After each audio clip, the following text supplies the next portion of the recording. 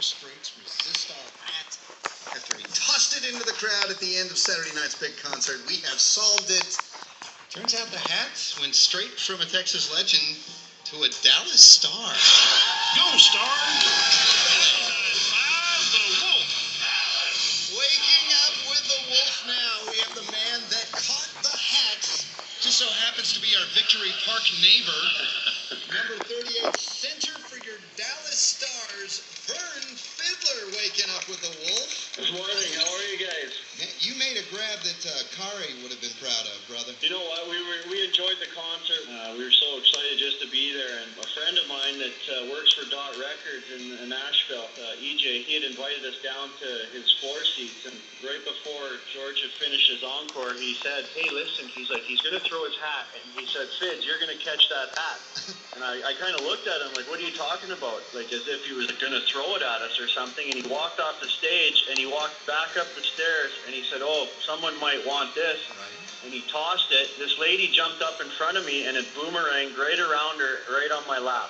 And I knew people were looking at me and I'm like, you just kind of in shock. I'm like, I can't believe, I just remember feeling that velvet in my hand and I was like, oh my God. And then, I mean, people were swarming around us and, you know, they wanted pictures of it. And I turned it around and I looked inside it and it had already been signed.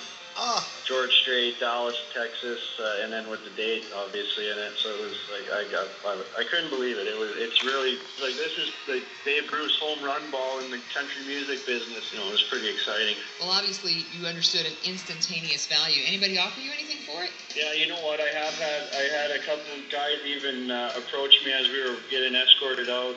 So one guy offered me a Rolex watch for it. When I was backstage, a guy approached me about buying it, and you know, I told him I wasn't interested in selling it, but he put a pretty substantial number up there that definitely thought about. But I'm a big, huge country music fan, so it's something that I think I'd like to show a few people. Number 38 of your Dallas Stars, Vern Fiddler, the man that caught the George Strait hat. Yeah, it's we call 3 goals in hockey a hat trick, but I'd have to say this would be a hat trick also. There you go. Wake up with the Wolf Show. 99.5